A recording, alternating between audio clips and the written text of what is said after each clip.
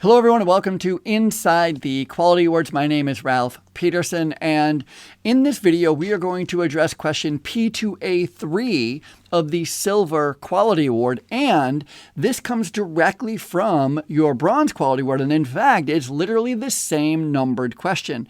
P2A3 at the Bronze and P2A3 at the Silver lines up. It is the same question. However, at the Silver level, we add a requirement. In the Bronze, we want to know about comparative data. At the Silver, we want to know about comparative and competitive. And in this video, I am also going to take a stroll through Section 7 to show you how P2A3 at the Silver directly relates and impacts Section 7. So you're going to want to stay tuned for the entire video. Here we go. Here it is, P2A3 of the Silver Quality Award. And once again, this comes directly from the Bronze application. If you remember from the Bronze application, this question, same number, P2A3, it asks for your key sources of comparative data from both inside, from within the healthcare industry, and outside the healthcare industry. Here at the Silver level, we're not only asking you about comparative data, but we're also interested in competitive data. Competitive data. So a nice way of thinking about it is comparative data is like holding up a mirror. And that's when you're like trending and you're tracking your own internal data. You're like, how have we been doing over the last 3 weeks, 3 quarters, 3 months, 3 years, right? You're seeing a reflection of yourself. And you're also looking at comparative data from other homes, other assisted living centers, other nursing homes in your environment, in your area, to compare yourself to like looking at yourself compared to others. Competitive data, on the other hand, is unique in that instead of looking in a mirror, you're kind of looking out the window. And you're looking at your competitors down the street and going, wait a minute, what are they doing? What should we be doing? And again, keep in mind, what we're looking for are the key, most important, which if you're going to put a number to it, means between 1 and 5. There's probably not 10, 20 sources of most important sources of data in this case. There's probably likely 3, 4, 5 key, most important sources of data. So as a number point of view, keep that in mind. And we're actually, these are what questions? We're actually looking for the sources. We want you to name your sources. That's what we're looking for. Name your sources of comparative and competitive data from within the healthcare industry. Now, the second part of this question, what are the key sources of comparative data from outside the industry? Not competitive. Not competitive. Why this is interesting or important to understand is because we do not think you are competing with McDonald's or a box store or fast food restaurants, or you're not actually competing with them.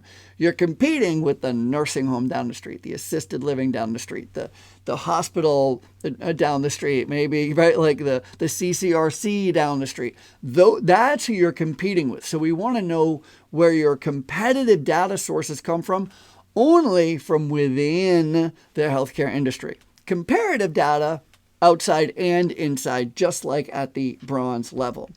Finally, because there are 4 parts to this question this time, finally, number 4, this is the last question, is what limitations, if any, affect your ability to obtain and use any of this data? And I'm going to say that for a nursing home, a skilled nursing home, the answer typically is no. There isn't any. It's rare that you find a nursing home that has limitations on trying to find some of this data. However, comparative data sources. However, IDDD homes and assisted living homes, they sometimes do have some challenges finding or obtaining useful data, useful comparative data, because it's not tracked in the same way that data is tracked for skilled nursing centers. It's not as widespread available. There are a lot of organizations, including AHCA themselves, through TrendTracker, where they're trying to build more of a data set so that there aren't so many limitations. But if you are in the situation where you are in a IDDD home or assisted living, or maybe you're a small mom and pop operation, skilled nursing center, and you don't have all the resources, okay, fine. The reason that the examiner needs to know if you are having limitations, if there is some limitations in your ability to obtain this information, is because what that's going to tell us at the examiner level is to give you a little bit more grace in understanding those limitations. And so sometimes you're going to be trying to expand or interpret data in multiple ways just because of the availability of the data is not so robust. Totally fair, totally understand. Case in point, assisted living center probably doesn't track a lot of metrics regarding clinical. However, when we get to section 7, 7.1, you're going to see 7.1a, you're going to see we're going to be asking you for a lot of clinical data. And you're going to be like, we have limitations on getting clinical data. A, because it's not tracked that well in the assisted living space. And B, we don't do a lot of clinical. Right? So, of course. Okay. Let me back up if in case you haven't seen haven't worked with me in the past and seen me explain this at the bronze level. Let me do a recap for you at the silver level and start right at the beginning. So key, what are your key sources of comparative data? We're going to take one at a time. We're going to do comparative data first. Now, this is a really, really important question, not just for the quality award application here, but it's also very important to know where your key sources of comparative data are coming from and how to use them for your quality assurance teams, for your quality assurance meeting, your QAPI meeting. Your QAPI teams need to know, A, where to find comparative data and how to use comparative data. So if you'll indulge me, I want to talk about QAPI a little bit. First and foremost, let me say this. When we're talking about comparative data, when we're talking about data in the quality award program here at the silver and at the gold level, we break it up into 5 categories or 5 little boxes. And they are clinical data, customer data, employee data, I was going to say leadership, governance / leadership data, and financial data. Clinical data is like falls, UTIs, rehospitalizations, antipsychotics, pretty straightforward. Customer data could be things like engagement, customer satisfaction, willing to recommend, even number of complaints or grievances could be customer data. It might also be governance data. Employee data is like turnover rate or retention rate, engagement rate, satisfaction rate, that kind of thing. Number of employees trained, number of employees pass, fail, right? Like that could be employee data.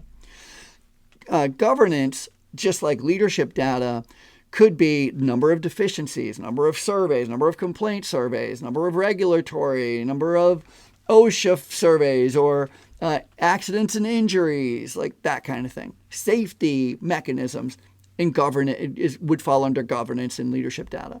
And then financials, everything from your census level to your profit and loss to the EBITDA to it's financial. We have all that.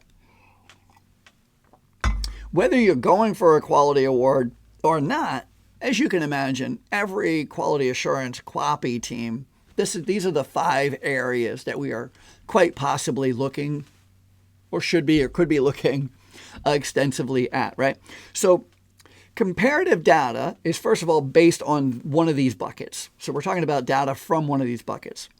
Now, the way to look at and the way to use comparative data is to show how you're doing. That's the whole point of using comparative data, is to say, how are we doing? And in fact, if we go back to QAPI, and again, for those of you who have sat in my QAPI training, then you know that QAPI, QAPI, I always draw a line between the two just to show that quality assurance has a different agenda, a different job than the performance improvement side. We put the two together, QAPI, QAPI, and we house it as one meeting. fine, completely fair, and reasonable. However, it is important to note that the QA side of QAPI and the performance improvement side, PI side of QAPI, have completely different roles. And in this exercise that we're going to go through for this question, we're only going to talk about the QA side, not the performance improvement side. The QA's job, it is what we call a past view. It's always looking in a rear. It's never looking to the future. And the question that QA is asking when it's looking at its data is, how are we doing? How are we doing? That is the question of QA. The quality assurance team, even if it's the same team, what we're going to do is we're going to look at our data from the last couple of years, couple of months, couple of quarters, couple of weeks, couple of days, whatever. And you're going to go, how have we been doing? Again, it's a past view. How have we been doing? Okay. And in that question, I'm going to draw a graph and just give you an example. In that question of how are we doing, we are going to try, using the data available to us, to make a decision. And that decision is or a judgment, we are doing great or we're not doing so great. That's the question. How are we doing? And so let's take a clinical example. Let's say that we're tracking falls over a few quarters, and we see a graph that looks like this. And let's say this is the first quarter, second quarter, and the third quarter. Now, if you were to look at this graph, and you could easily see, I'll put numbers on it. Let's say this was 10 falls, this was 8 falls, and this was 6 falls. Over 3 quarters. You don't have to do anything else but to look at this graph and go, we're doing really great. We went from 10 falls in the first quarter to 8 falls in the second quarter to 6 falls in the third quarter. Looks pretty great. And if you were to draw a line from top to bottom, just tracing the direction of your data, this is called a trend line. A trend line. That is very important to know here at the Quality Award program, because what we're going to be comparing is trends versus levels. I'm going to explain what levels are in a second here. But it is trends versus levels. This is simply drawing a trend line. Now, we could have data that goes a different direction, and the trend line would go this way. If the trend line was going this way, it would be what we call a negative trend, because falls, in this instance, going down is better. So if the trend line was going up, that would be a negative trend. However, because our trend line is going down, which is the exact direction we want our falls to go. We want our falls numbers to go down. We can see the trend line is going down. This is what we call a positive trend. A positive trend. So our trend line, if we draw our trend line over these last 3 quarters, QA goes, hey, how are we doing? The QA team can go, you know what? We tracked our number of falls from the first quarter, second quarter, third quarter. Thumbs up, my friend. We're doing really, really great. Our trend line is positive. Aha, perfect. However, it doesn't tell a complete story, does it? If you look at this, what is missing? Well, what's missing is, although we have an internal comparison, first quarter, second quarter, third quarter, we're looking at that mirror, right? We're like, well, over the last 3 quarters, we've been doing really good. To get a full view, to really understand how are we doing, we might need to have an outside comparative. What if, for instance, we were to look at the national rate of falls, and we were to give the national rate of falls, and we were to compare ourselves for the last 3 quarters of the national. Let's say these are all national. First quarter, second quarter, third quarter. Now, are we trending in the right direction? Absolutely. Our trend line stays positive. We have gone from 10 to 8 to 6 falls over the last 3 quarters. Wonderful. How are we doing compared to the national statistics, the national average? Well, if we were to draw a trend line straight across in the first quarter, you'd see a gap here. You'd see a gap. You'd see that although we're now that we're comparing ourselves to the state, to the national numbers, we started out way higher than the national numbers. And if we look at the second quarter and we draw a little trend line, a straight trend line, we can see that there's still a gap. In the third quarter, there's still a gap. And so although we've been trending down over the last 3 quarters, so is the national comparison. It has also been going down. And the problem is they are better than we are. So comparing ourselves to ourselves over the last 3 quarters is really, really helpful. And it's really, really great. And it's really important to see this positive trend. But it doesn't give us the full picture. If we should compare ourselves in this example to the national, it looks like we're doing good, but we're not doing as good as the national. What if, let me back all this up. Let me get rid of all this. What if I did it the other way around? What if I said, I'm just going to try to back it up instead of erasing. What if I said, okay, sometimes we look at it and it's like this. What if we're comparing to the state and the state has been steady? The state has been steady. There's not been really any drop off with the state fall ratio. This is state. And the state average is 12.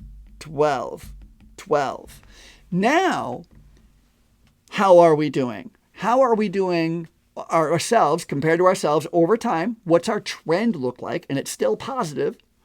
Now, we want to know about the level. I didn't mean to erase that. What about the level? Compared to, now let's take this. I'll use a little green pen here. If we take a look at this last quarter, our third quarter, and we compare our current third quarter numbers to the current state average, how are we doing compared to the state? And the answer is good. Good. It's either a good or a bad, they don't call it a bad anymore. I think they use the word poor. It's either a good level or a poor level. Either we are doing better than the state or we're doing worse than the state. And so in this example, what you can see is we have both a positive trend,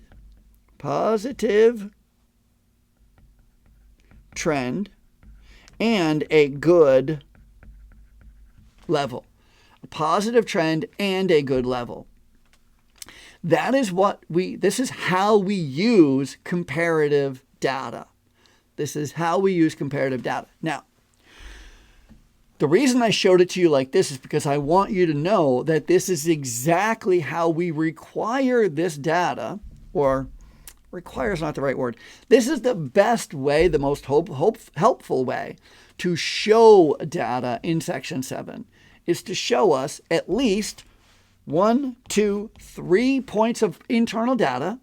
You have to give us 3 months, 3 weeks, 3 quarters, 3 days, 3 years, whatever. At least 3. That's how we get a trend.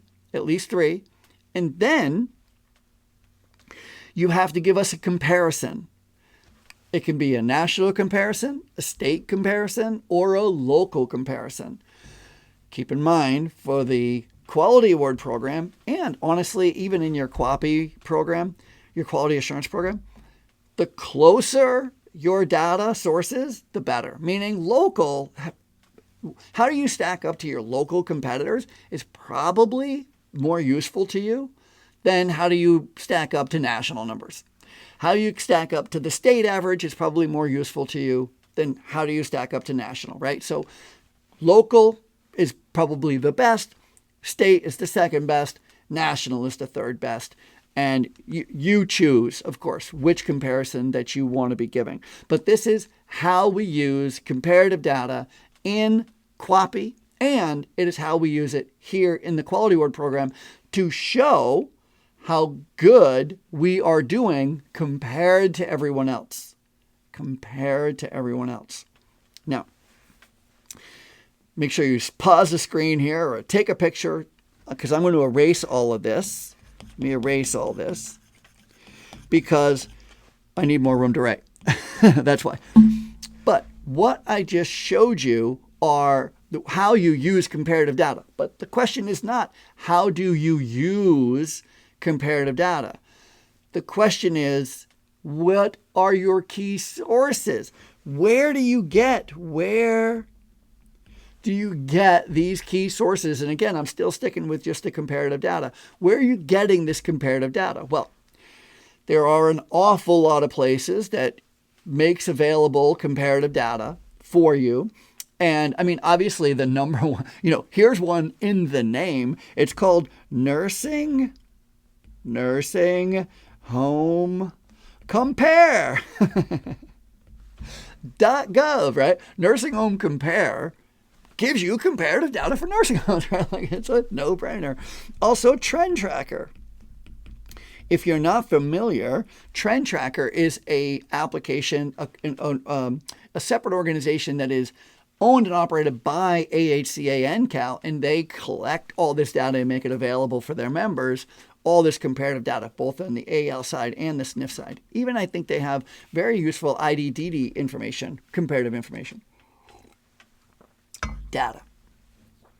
Very important. TrendTracker, 5-star reports also add comparative data. They give you, not only they'll give you your data month over month, quarter over quarter. I think it's quarter over quarter in most instances, but they will also give you a 4-quarter average, and then they'll give you your state 4-quarter average, national 4-quarter average, so you can compare yourself to your state competitors and your national competitors. So TrendTracker, Nursing Home Compare, 5-star, but also let's think of other key sources. Probably Point Click Care is giving you, I know that Point Click Care is giving you some comparison. Maybe the pharmacist or pharmacy that you use also is giving you comparative data on things like error rates or med usage or antipsychotic med use or something like that. Maybe you're getting comparative data from, think about all these categories, right? So it's not just clinical. Maybe your PEPR reports, right? So financial, PB&J reports. Maybe it's the place that you're getting your satisfaction surveys, whether they're employee satisfaction surveys or customer satisfaction surveys. Even that kind of data, those companies can be providing you with not only how have you been doing over the last 3 years, but compared to your local, your state, the national, right? Maybe they're also giving you comparative data for employee customer satisfaction. I'm just saying that there's a lot of sources that you can get, and what we're asking for is what are your key, most important, again, the number is between 1 and 5, it's probably not 20, 30 of them. What are the where do you go? Where does your QAPI team go? What do you rely on the most for your comparative data? That is the question that we're asking. The next question that we're asking is about your competitive data. And like I said, the competitive data is different. Let me change the color of my pen. Competitive data is different in the sense that your comparative data is all about comparing yourself from inside, within the healthcare industry, and outside the healthcare industry. Let me back up. Let me not move on to competitive data before I explain the difference between inside and outside your competitive market, not competitive market, inside and outside the healthcare industry. If we're talking about clinical data, well, that is 100% apples to apples. It makes sense that you compare the number of falls that you have in your nursing home or your assisted living center to another nursing home or another assisted living center. It wouldn't make sense that you would try to find I repeated myself there. It wouldn't make sense that you would try to find comparative data between the number of falls with your residents or your veterans or your members or your partners, your customers, and the number of falls in a box store, their customers. That wouldn't make a whole hill of beans a sense, right? Like, that wouldn't make sense. But the turnover rate of your employees, so employee data, turnover rate or retention rate from long-term care in your home compared to other industries in your area, Like maybe everybody is having turnover problems, or maybe you have you're having some retention problems, but compared to other industries that hire similar employee groups, either by age, gender, race, whatever, location, geographical location, skill level, geography, age, education level, not race. I don't know why I said that. Maybe those would be good comparisons to make. So you might be able to compare your retention rate or your turnover rate in your home, your nursing home, your assisted living center, to the retention rate of other industries in your town that are not in the long-term care or the assisted living industry. That might make sense. Or when it comes to safety and governance, leadership and governance, maybe it's the number of workers' comp claims in your home compared to box store employees or fast food employees, right? Like that kind of comparison would make sense because you'd be able to show like we're either more dangerous of a place to work or less dangerous of a place to work, right? Like we have more injuries and accidents or less injuries and accidents. That kind of industry to industry comparison would be helpful and would make sense. It would not make sense on the clinical, but it would make sense, as you could see. And so let me give you a couple of examples. So examples of these examples here are mostly clinical. This is where you would find mostly clinical comparative data.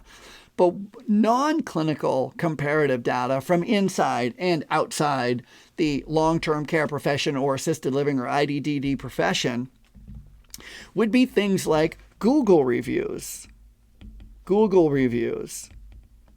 What does a Google review tell? It talks about satisfaction levels. Satisfaction levels. So if you can say our Google reviews are showing we have high customer satisfaction, and compared to other industries in our area, their customer satisfaction may be lower or higher, right? But the thing about Google reviews is you do not need to give us a comparison because the comparison's already built in. Google reviews is on a 5-star rating. You don't need a comparison. It's already built in. So you don't have to say, our Google reviews, look at our Google. We have a 5-star overall Google review, and the box store down the street has a 3-star. Just knowing that you're a 5-star and is a comparison enough because there is only 5 stars. There's also companies like, let's look at employee data. This is a customer satisfaction data. What about employee? And again, I'm just giving you some examples. There's a lot to go from. There are companies like Glassdoor, Indeed now does it. There's another company, another workforce platform, I think it's actually called Workforce, where they not only provide where employees can put up their resume and employers can post job listings, but they also allow employees to rate employers. Like Glassdoor famously is all about a rating. How good is it to work for this employer? What's the culture like? Is it positive? Is it negative? Are they supportive or not supportive? Do they provide good education benefits or not? Right? Like there's a rating in Glassdoor built in. And same with 5-star. Indeed also has started to allow employees to rate employers. So now you can get comparative data from outside the long-term care profession through Glassdoor, through Indeed, through those kinds of companies based on employee survey feedback. Okay, you get it. I'm just giving you some examples. The idea now about competitive data, now we're back on the competitive data. On competitive data, what we are looking for is this again is not looking at in a mirror, looking at yourself or looking within your industry, you are only looking in your industry. Looking outside your industry, you're only looking inside your industry and you're looking out the window. This is where you're going out and going, wait a minute.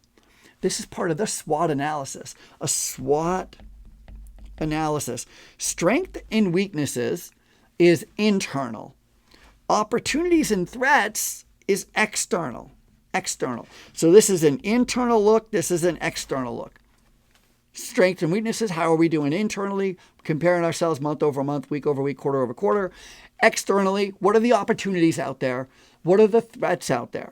And again, we want to know about your key sources of competitive data. Now, key sources, again, of competitive data, you're only looking internally. You're only looking at internal industry, You're only looking at other nursing homes, other assisted living centers, other IDD homes. We're only looking at that industry. And so now one source of competitive data that really becomes important is 5-star. Your 5-star rating, think about the hospital. Think about the hospital, why they're making choices. Why are people choosing you? That's a question that we need to know. Why are people choosing your home over somebody else's home?